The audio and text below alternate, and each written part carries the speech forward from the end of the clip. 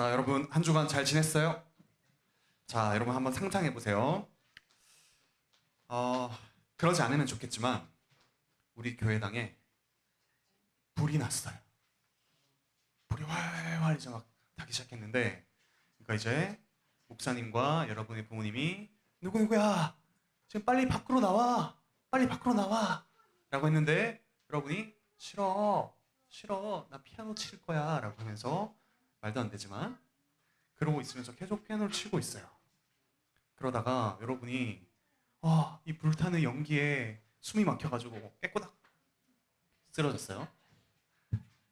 그런데 이제 목사님이 생명을 걸고 여러분을 다 안아서 밖으로 막 이렇게 나왔어요. 여러분이 이제 살게 된 거죠. 자, 그 다음에 여러분이 이제 깨어나가지고 회복됐어요. 회복돼서 이제 막 살 수 있게 됐어요. 그러면 여러분이 과연 야, 친구야, 내가 우리 교회당이 불탔는데 그 불을 뚫고 내가 내 힘으로 나왔어, 이렇게 자랑할 사람 아무도 없겠죠. 여러분이 자랑한다면 뭘 자랑할까요? 목사님을 자랑해야죠. 그렇죠? 우리 교회 목사님이 그 불을 뚫고 나를 막 끌어안고 밖으로 나왔대. 그래서 내가 이렇게 살 수 있게 됐어. 그렇게 여러분 자신을 자랑하지 못하고 여러분을 구해준 누군가를 자랑하게 될 거예요. 그리고 똑같은 위기에 처한 친구들을 한번 본다고 생각해봐요. 여러분의 동생이 또 불이 났는데 피아노를 치고 있어. 그럼 여러분이 어떻게 할까? 그렇죠? 야, 나와. 그리고 너무 위험하지 않으면 여러분이 끌고 이렇게 나오겠죠. 우리가 받은 구원이 이거랑 비슷해요. 우리가 이렇게 불이 활활 타는 아주 위험한 곳에, 그게 위험한지도 모르고 있어서 성경에서 말하기는 죽을 뻔한 게 아니라 죽었대요. 근데 거기서 죽었어. 그런데 예수님께서 불구덩이 가운데 뛰어들어오셔가지고 우리를 끌어안고 구원해 주셨어요. 그러면 우리는 구원받은 사람으로서 어떻게 해야 되냐? 우리를 자랑하는 게 아니라 우리를 구원하신 그 예수님을 자랑해야 되겠죠. 예수님이 그분의 생명을 걸고 우리를 구원해 주셨어. 이렇게 예수님을 자랑하면서, 그리고 힘든 친구들, 어려운 친구들 있으면 여러분이 다가가서 그 친구들 이야기도 들어주고, 야, 우리를 이렇게 구원해 주신 저 예수님이 계셔. 예수님이 지금 너도 사랑하길 원하셔. 예수님의 말씀만 들어볼래? 하면서 여러분을 구원하신 예수님 이야기도 전할 거고요. 그 친구들을 도와주는 사람이 되겠죠. 여러분, 내가 받은 도움을 그대로 갚는 이야기, 동화 속의 유명한 이야기인데 은혜 갚은 까치 이야기가 있죠. 여러분은 하나님께 은혜를 갚을 수는 없어요. 하나님께 여러분이 뭔가 드려서 하나님께 엄청난 도움이 될 수는 없는데, 여러분이 은혜를 받은 사람, 이런 구원을 받은 사람이라면 다른 친구들에게 똑같이 은혜를 나누는 사람이 되면 좋겠습니다. 그리고 예수님이 여러분을 어떻게 구원하셨는지 늘 기억하면서 은혜를 나누고, 그리고 친구들과 같이 살아가는 여러분이 되기를 바라고 축복합니다. 계속해서 말씀드릴게요.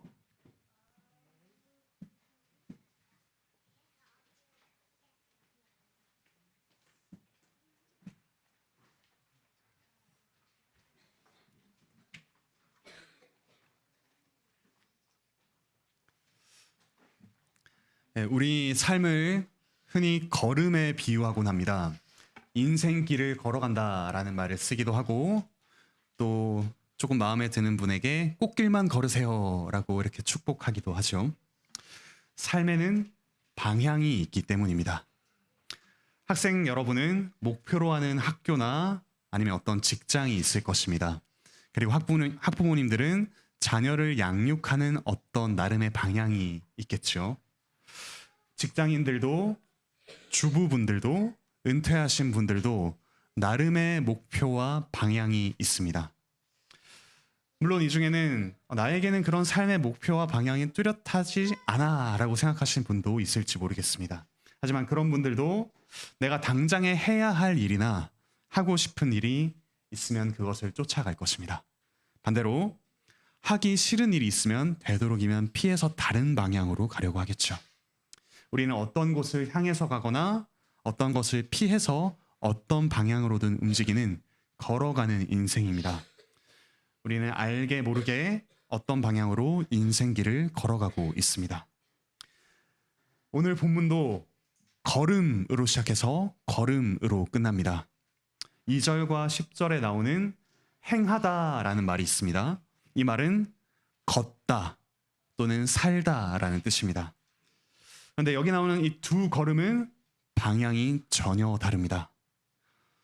2절, 3절에 그때에는 또는 전에는 이라는 말이 나옵니다. 그러니까 구원받기 전의 걸음과 구원받은 후의 걸음이 다르다는 뜻입니다. 말씀을 통해 우리의 걸음, 우리의 이 인생이 어떻게 변화되었는지 들읍시다. 세 가지로 말씀을 듣겠습니다. 첫째, 구원받기 전 우리의 걸음은 죽은 자들의 방황과 같습니다. 둘째, 그런 우리를 구원하기 위한 하나님의 걸음은 그리스도의 동행으로 드러났습니다. 셋째, 구원받은 우리의 걸음은 이제 산자들의, 살아있는 자들의 행진이 됩니다. 우리 함께 이 생기 넘치는 걸음으로 하나님과 동행합시다. 첫째, 구원받기 전 우리의 삶입니다. 구원받기 전 우리의 걸음은 죽은 자들의 방황이었습니다. 우리말 성경에는 1절에 그는 그리고 너희를 살리셨도다 라는 말이 나옵니다. 여기서 그는 하나님입니다. 그런데 헬라어 성경으로 보면 여기 나오는 그, 즉 하나님을 가리키는 말과 살리셨다라는 말은 5절에 가서야 나옵니다. 1절에는 원래 하나님을 가리키는 주어와 동사가 없습니다. 1절부터 3절에서 하나님 없이 오직 너희와 우리가 어떠했는지만을 이야기하고 있습니다. 그러니까 문자 그대로 1절부터 3절에서는 하나님 없는 삶이 어떠한지 보여주고 있습니다. 하나님 없는 인생은 어떻습니까? 1절에 나오듯이 허물들과 죄들로 죽었습니다. 그런데 2절을 보시면 그 죄들 가운데서 행했다, 즉 걸어 다녔다라고 이야기합니다. 죽었으면 죽었지, 죽은 이들이 걸어 다닌다라는 말은 이상하지 않습니까? 이것이 바로 성경이 말하는 죽음입니다. 성경이 말하는 죽음은 하나님께서 그 삶에 함께 계시지 않는 것입니다. 하나님과 상관없는 삶, 하나님과 동떨어진 삶이 죽음입니다. 왜냐하면 하나님과의 관계가 바로 우리가 살 수 있는 유일한 환경이기 때문입니다. 인간의 생존 환경은 하나님과의 사귐입니다.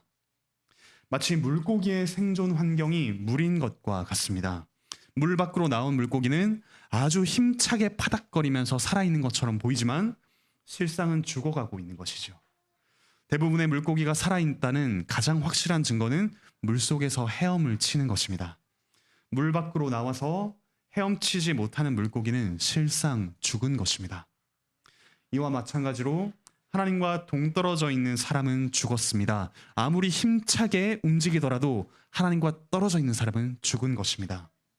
1절에 나오듯이 죽을 뻔했다거나 죽어가고 있는 것이 아니라 아예 죽었다라고 합니다. 허물과 죄는 인간이 살 수 있는 환경이 아니기 때문입니다. 죽은 물고기에 아무리 물을 뿌려도 반응할 수 없듯이 하나님께 아무런 반응을 할 수도 없고 하지도 않는 것이 우리 죽은 자의 특징입니다. 하나님을 떠난 사람은 이제 이 세상 풍조를 자기의 생존 환경으로 삼고 살아갑니다. 이 세상 풍조라는 말은 이 세상의 시대라는 뜻입니다. 하나님 없이 사는 이들은 마치 이 시대의 무언가가 자기를 살려줄 것처럼 여깁니다. 하나님만이 주실 수 있는 생명, 만족을 찾지 못해 이리저리 무언가를 찾아서 돌아다닙니다. 시대에 뒤처지지만 않으면, 최소한 남들이 하는 만큼만 한다면, 아니 남들이 하니까 나도 그렇게 한다면 내가 살 수 있는 것처럼 생각합니다. 그러나 2절 뒷부분은 그런 삶은 사실 노예의 삶이라고 이야기합니다. 공중의 권세 잡은 자, 지금 불순종의 아들들 가운데서 역사하는 영, 즉 사탄을 따르는 삶이라고 합니다. 자신이 주도적으로 무언가를 선택하며 산다고 생각하지만 실상은 끌려가는 삶입니다. 로마서 6장 16절 주보에 있는 말씀인데 함께 읽겠습니다. 시작. 너희 자신을 종으로 내주어 누구에게 순종하든지 그 순종함을 받는 자의 종이 되는 줄을 너희가 알지 못하느냐. 혹은 죄의 종으로 사망에 이르고 혹은 순종의 종으로 의에 이르느니라. 무언가에 강하게 중독된 사람을 한번 떠올려 보십시오. 도박에 중독된 사람은 도박을 해야 살아있다고 느낍니다. 하지만 실상은 어떻습니까? 그 사람이 도박을 주도하는 것이 아니라 도박이 그 사람을 휘어잡습니다. 게임, 명예, 학벌, 경제력, 안전에 몰두하는 사람도 마찬가지입니다. 하나님 없이 우리는 무언가를 주도하는 듯 보이지만 실상은 그것들에 처절하게 끌려다닙니다. 그때 우리는 이 세상의 시대를 주무르는 사탄의 노예가 됩니다. 그런데 이렇게 끌려다니는 삶은, 방황하는 삶은 하나님을 모르는 이방인만의 문제가 아닙니다. 2절에서 너희는 이라고 했을 때 이방인을 가리키는데 이건 하나님을 모르는 사람들만의 문제가 아닙니다. 3절에 나오듯이 바울을 포함한 우리, 즉 하나님을 안다고 말하는 유대인들도 마찬가지라고 합니다. 유대인들은 하나님께서 주신 좋은 것, 할례를 포함한 율법에 집착했습니다. 율법을 지키며 실상 하나님을 경외하기보다 율법을 잘 지키는 자신을 더욱더 드러냈습니다. 이웃을 자신같이 사랑하기보다 율법에 대한 지식으로 상대를 찍어 누르며 우월감을 느끼곤 했습니다. 그런 삶을 보고 바울은 3절에서 이렇게 말합니다. 육체의 욕심을 따라 지내며 육체와 마음에 원하는 것을 했다고 합니다. 아무리 종교적인 일을 해도, 말씀을 읽고 그 지식을 입에 가득 담아도 그것은 그저 육체의 욕심을 따르는 것에 지나지 않다는 말입니다. 그리고 그렇게 사는 이들은 다른 이들과 같이, 즉 이방인들과 똑같이 본질상 진노의 자녀들이라고 합니다. 하나님께 칭찬과 상을 받기는커녕 저주와 영원한 형벌, 죽음이 기다리고 있을 뿐이라는 뜻입니다. 사랑하는 형제자매 여러분, 우리는 어떻습니까? 여러분은 이 세상의 시대를 따르고 있지는 않습니까? 그리고 그것이 여러분이 생존할 수 있는 환경이라고 여기고 있지는 않습니까? 여러분의 공상 속에서, 평소에 떠올리는 생각 속에서 가장 많이 떠오르는 대상은 무엇입니까? 여러분의 가족과 가장 많이 나누는 대화의 주제는 무엇입니까? 여러분이 주도적으로 행하고 있다고 생각하는 바로 그것이 여러분을 사탄의 노예로 만들고 있지는 않습니까? 또 다른 만족, 안정을 찾아 헤매고 있지는 않습니까? 가장 종교적인 말을 많이 하는 저 같은 목사도 다른 이들과 같이 본질상 진노의 자녀처럼 그렇게 살기가 너무나도 쉽습니다. 제겐 설교와 신방, 그리고 이를 위한 준비들이 마치 저를 저답게 해주는 것처럼 여겨지기도 합니다.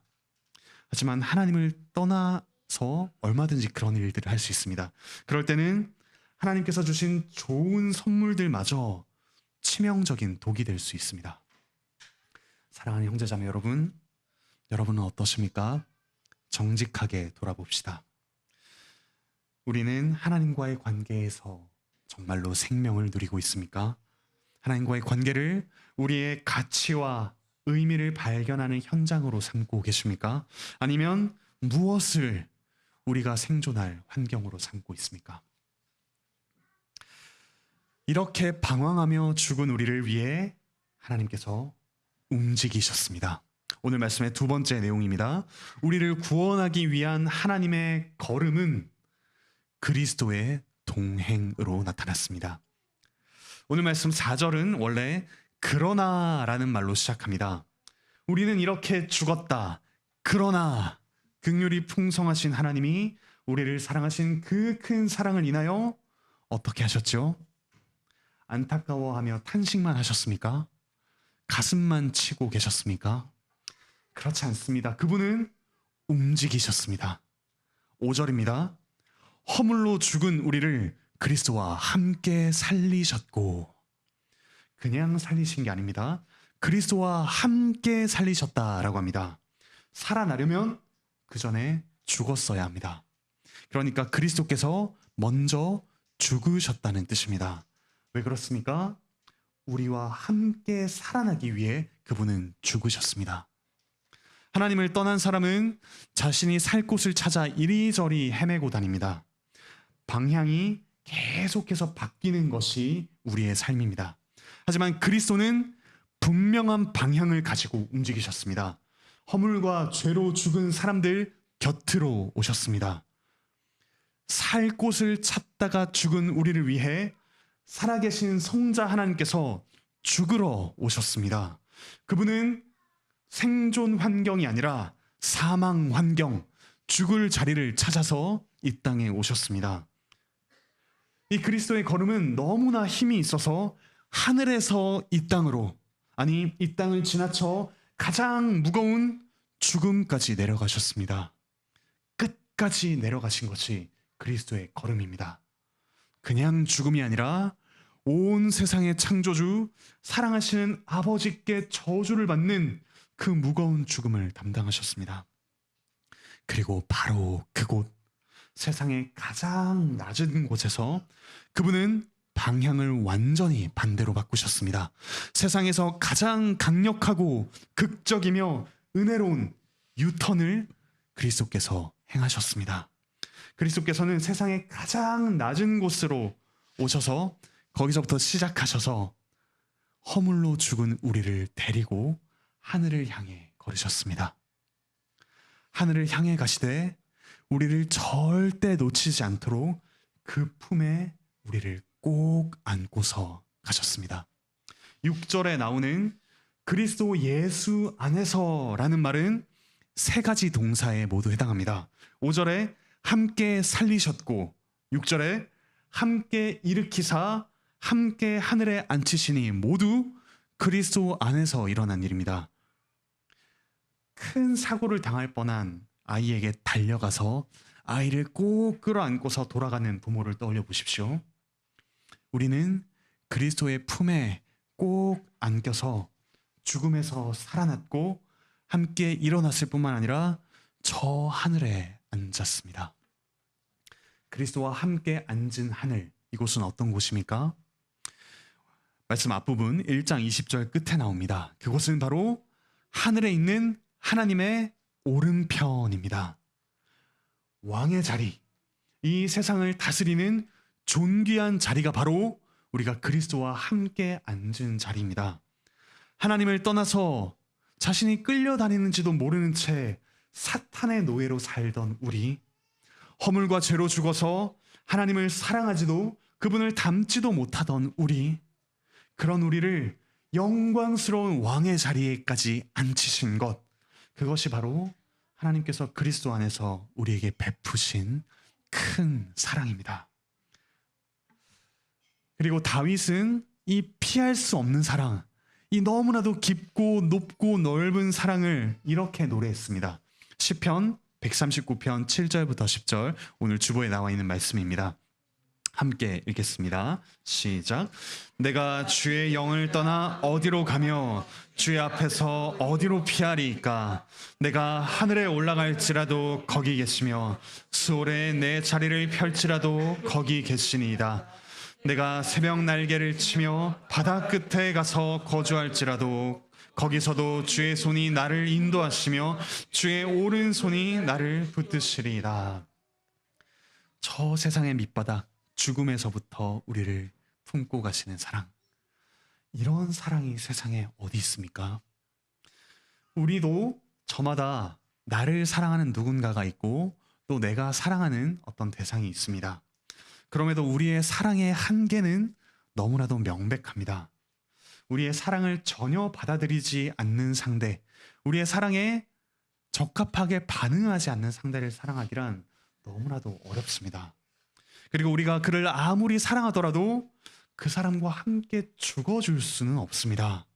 설령 함께 죽는다고 하더라도 우리는 그 사람과 함께 살아날 능력이 없습니다. 하지만 그리스도는 우리를 위해 죽음까지 함께 하셨습니다. 그리고 우리를 품에 안고 살아나셨죠. 그분을 배반하던 우리를 왕의 자리에까지 앉히셨습니다. 우리가 지금은 그렇게 느끼지 못해도 오늘 말씀은 선언합니다. 하나님께서는 우리를 존귀한 왕으로 여겨주신다고 합니다. 우리가 이 사랑에 달리 무슨 말을 덧붙일 수 있을까요? 그래서 바울은 5절에서 이 은혜를 이야기하다가, 이 구원을 이야기하다가 갑자기 맥락을 끊고 탄성을 지릅니다. 너희는 은혜로 구원을 받은 것이라. 우리말 성경에는 이 말에 괄호가 쳐져 있습니다. 하지만 이건 단순히 덧붙이는 말이 아니라 터져 나오는 감탄입니다. 그래서 더 진하고 크게 적어야 하는 내용입니다. 우리가 받은 구원은 은혜가 아니고서는 설명할 수 없다. 은혜란 무엇입니까? 주실 의무가 없으신 분이 받을 자격이 없는 자에게 베푸시는 좋은 선물입니다. 은혜란 주실 의무가 없으신 분이 받을 자격이 없는 자에게 베푸시는 좋은 선물입니다. 하나님께는 그분을 떠난 우리를 구원할 의무가 하나도 없었습니다. 그리고 허물과 죄로 죽은 우리는 하나님께 구원을 요구할 자격이 하나도 없죠. 그런데도 하나님께서는 이토록 놀라운 구원이라는 선물을 주십니다. 이것이 은혜입니다. 이 은혜를 받은 이제 우리가 하나님의 은혜의 증거가 됩니다. 7절을 보십시오. 그리스도 예수 안에서 우리는 하나님의 자비를 받았습니다. 마치 심한 병에 걸려 고통받는 아이를 보는 부모처럼 그분은 죄로 죽은 우리를 불쌍히 여기시고 자비를 베푸십니다. 여기서 자비를 베푼다는 말은 불쌍히 여긴다는 것입니다. 그분은 죄를 무척이나 미워하시지만 죄인인 우리는 무척이나 불쌍히 여기십니다. 그 자비에 담긴 풍성한 은혜의 증거가 저와 여러분, 우리 교회입니다. 그리스도인들을 박해하며 죽이던 바울이 그리스도와 지체들을 위해 자기 생명을 내어주는 이로 바뀌었습니다. 그런 바울마저 구원하시고 변화시키시는 하나님의 은혜, 그 은혜가 우리에게도 풍성하게 주어졌습니다. 끝없이 방황하며 하나님 외에 다른 것을 좇는 우리, 이 사람 저 사람에게 기대했다가 배신당하고 그러다가 또 다른 사람을 의지하는 미련한 우리, 자기밖에 모르는 우리, 교묘하게 이기심을 숨기며 사람들에게 인정을 갈구하는 우리, 하나님의 선물조차 이용하는 우리, 그런 우리가 하나님의 자녀가 되었습니다. 그 하나님의 은혜는 그리고 계속해서 이어집니다. 우리는 앞서 은혜를 경험한 이들의 변화를 봅니다. 성경에 나오는 인물들이 받은 놀라운 은혜를 보죠. 교회에서 신앙의 선배들이 고백하는 은혜와 또한 성도들이 변화되어 가는 모습을 봅니다. 그리고 우리 자신이 이제 은혜의 증거가 됩니다. 이런 우리도 하나님께서 살리셔서 존귀하게 하셨다면 그 누가 하나님의 은혜에서 벗어날 수 있겠습니까? 우리의 자녀들에게, 함께하는 이들에게 우리는 은혜의 증거가 됩니다. 사랑하는 형제자매 여러분, 하나님의 이 놀라운 은혜를 누리십시오. 우리와 동행하시는 그리스도를 바라보십시오. 우리의 상황, 우리의 자존감, 우리의 관계, 우리의 어려움, 그 모든 것들의 그 어떤 바닥보다도 더 아래로 내려오신 그 그리스도를 보십시오. 세상에 정말로 나를 위해 죽어주신 분이 계십니다. 그리고 그분은 가장 존귀한 분이십니다. 우리의 시꺼먼 속내를 모두 아십니다. 그분이 우리를 품에 꼭 안으셔서 하늘로 함께 올라가셨습니다. 하나님께서 우리를 존귀한 자로 여겨주십니다. 더 이상 자신을 죄의 노예가 되도록 내버려 두지 맙시다. 다른 이들의 평가가 여러분의 가치를 결정하도록 내버려 두지 마십시오. 직장에서, 가정에서, 일상에서 여러분이 받는 평가는 영원하지 않습니다. 오직 하나님의 평가만이 영원합니다. 하늘에 앉은 왕, 그 사실을 분명히 믿음으로 받고 고백하시길 바랍니다. 이제 오늘 말씀의 마지막 내용, 마지막 걸음입니다.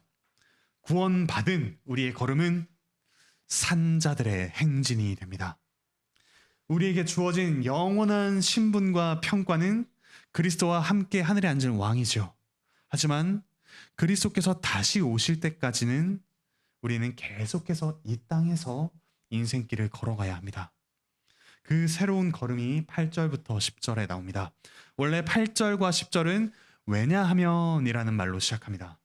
즉 본문의 마지막 부분은 7절의 이유가 됩니다. 우리가 하나님의 은혜의 증거인 이유가 무엇이냐 하면 이것이다 라고 밝힙니다. 8절을 보십시오. 우리는 그 은혜에 의하여 믿음으로 구원을 받았습니다. 그리고 이런 구원은 하나님의 선물이라고 합니다. 보상이 아니라 선물입니다. 보상은 우리가 무언가를 잘 해냈기 때문에 혹은 어떤 피해를 받았기 때문에 받는 대가이죠. 보상과 배상. 내 능력과 성취의 증거가 보상입니다. 하지만 선물은 나의 능력과 성취와는 아무런 상관이 없습니다. 선물은 사랑의 증거이기 때문입니다. 그런 점에서 바울은 9절에서 이 선물에 대해 우리의 어떤 행위도 자랑거리가 될 수 없다고 합니다. 우리가 이룬 어떤 것도 우리의 자랑거리가 될 수 없고 우리가 이루지 못한 것도 조롱거리가 되거나 자기를 비하할 이유가 될 수 없다는 뜻입니다. 그러면 이 사랑의 증거인 선물을 받은 우리는 무엇을 자랑해야 하겠습니까? 선물을 주신 분의 사랑입니다. 우리가 받은 사랑이 얼마나 놀라운 것인지 우리는 그것을 자랑할 뿐입니다. 우리의 행위가 아니라 하나님의 은혜 가득한 행위가 우리의 자랑거리입니다. 10절에서 또 한 가지 이유를 덧붙입니다. 우리가 하나님께서 만드신 바이기 때문입니다. 여기서 만드신 바라는 말은 이 단어는 알아두시면 좋겠는데요. 헬라어로 포이에마입니다. 작품이라는 뜻입니다. 그리고 이 포이에마라는 말에서 포임, 즉 시라는 말이 나왔습니다. 지금 바울은 우리가 하나님의 걸작품이요 하나님의 시라고 이야기하고 있습니다. 작품은 무엇을 나타냅니까? 그것을 만든 작가의 탁월함을 보입니다. 작품에는 그것을 만든 이의 놀라운 솜씨, 정성, 애정, 사랑이 담겨 있습니다. 저명한 미술가의 작품을 보면 우리는 감탄이 나옵니다.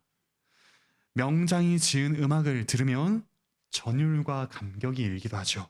하물며 우리는 하나님의 걸작품입니다. 하나님의 솜씨와 사랑이 담긴 이들입니다. 우리를 통해 얼마나 놀라운 것이 보이겠습니까? 이런 우리에게는 분명한 목적이 있습니다. 그리스도 예수 안에서 선한 일을 위하여 지으심을 받았다고 하죠. 여기서 지으셨다, 10절에 지으셨다라는 말은 창조하셨다라는 뜻입니다. 즉 우리는 그리스도 안에서 새로운 피조물이 되었습니다.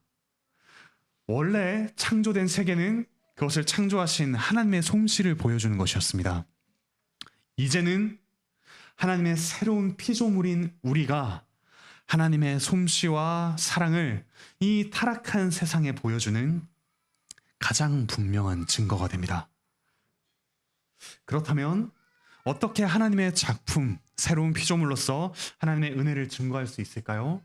10절 뒷부분에 나오듯이 하나님께서 전에 예비하신 선한 일들 가운데서 행해야 합니다. 여기서 행하다도 걷다, 살다라는 뜻입니다. 즉 이제 더 이상 허물과 죄, 이 세상의 시대가 아니라 선한 일들을 우리가 생존할 환경으로 삼고 그 안에서 살아가는 것입니다. 그리고 이 선한 일들은 전에 예비하신 것입니다. 전에 예비하셨다라는 말은 하나님께서 우리가 그 안에서 살도록 준비하셨다라는 뜻입니다.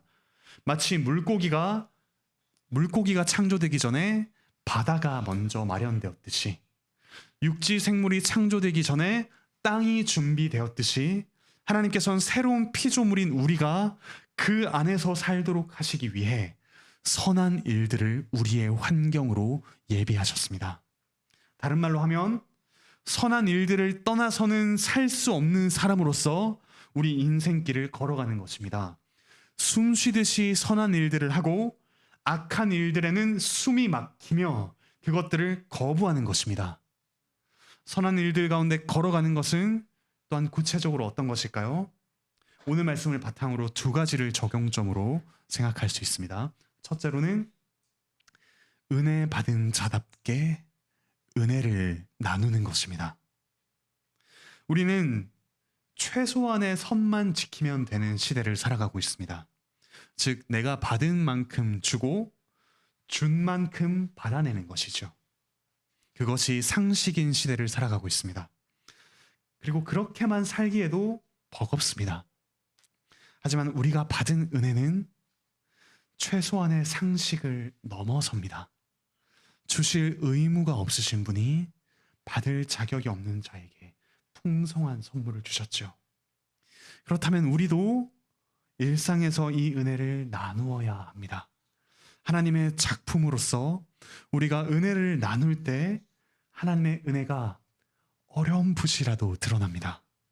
가정에서, 직장에서, 학교에서, 여러분이 사는 바로 그곳에서 여러분의 친절, 헌신, 사랑을 받을 자격이 없는 사람들이 있을 수 있죠. 하지만 바로 그 사람들과의 관계가 우리가 하나님의 작품으로서 빛나는 현장이 됩니다.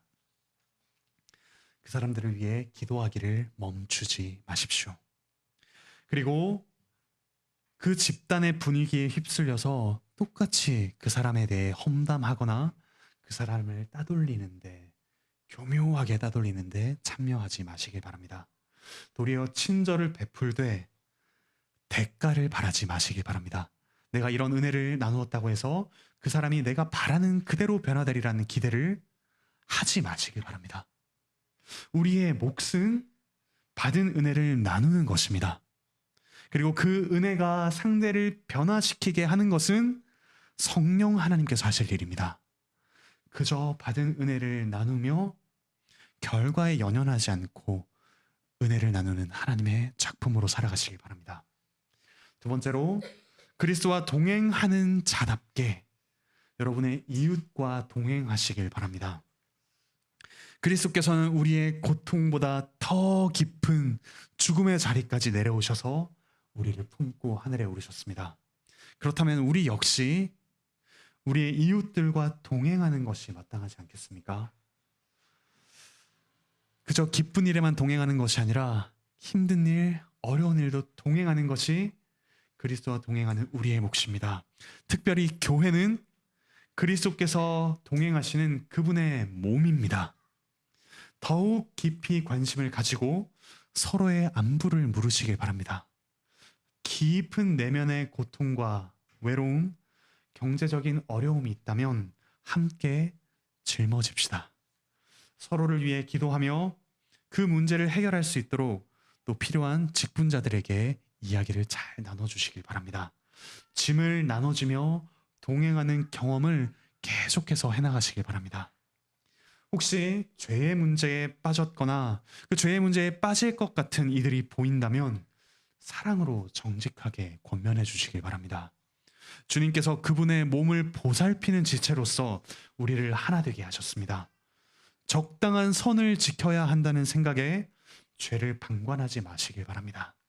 또 반대로 죄와 싸워야 한다는 생각에 성급하게 사랑 없이 상황을 충분히 살피지 않은 채로 이야기하는 것도 삼가야 합니다. 서로 자신의 연약함과 죄를 고백하되 기도해 주시길 바랍니다. 지체의 정황을 면밀히 살피며 우리의 어떤 주관적인 판단보다 여러분이 보신 것들을 그대로 어찌된 일인지 정중하게 물어보시길 바랍니다. 그리고 죄가 밝혀진다면 혹은 죄에 빠지기 일보 직전이라면 함께 아파하며 기도해 주시길 바랍니다. 그런 우리를 용서하시고 그분의 작품으로 빚으신 하나님의 은혜를 나누면서 그 죄와 함께 싸워 이기는 경험을 해나가시길 바랍니다. 사랑하는 형제자매 여러분, 말씀을 맺겠습니다. 오늘 말씀을 한번 떠올려 보십시오. 우리가 죄에 빠졌을 때의 걸음, 우리를 구원하시는 주님의 걸음, 그리고 구원받은 이후의 걸음. 이것은 마치 하이델베르크 요리문답의 구조와도 같습니다. 우리의 죄와 비참함, 우리의 구원, 그리고 구원받은 자가 드리는 감사이죠. 그리고 이 모든 내용을 우리가 알고 고백할 때 하이델베르크 요리문답은 뭐라고 합니까?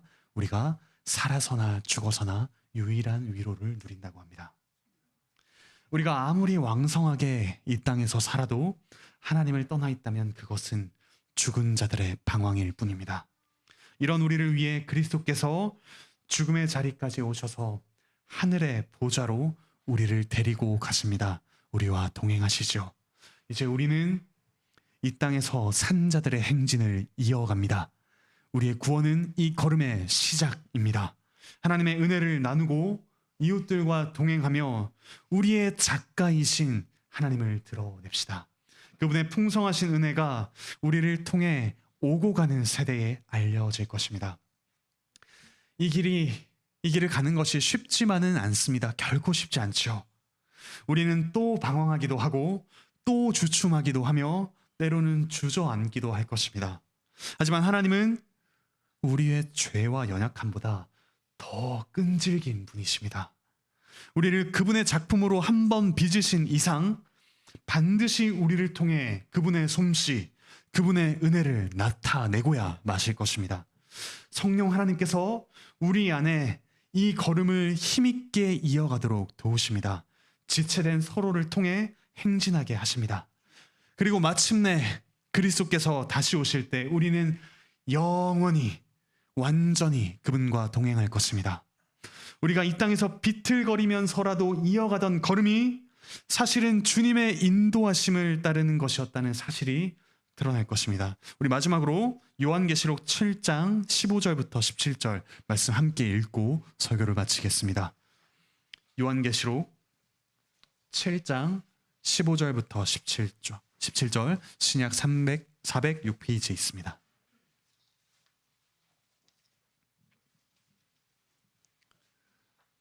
요한계시록 7장 15절부터 17절 우리 걸음의 끝에 있을 주님과의 동행입니다. 함께 읽겠습니다. 시작.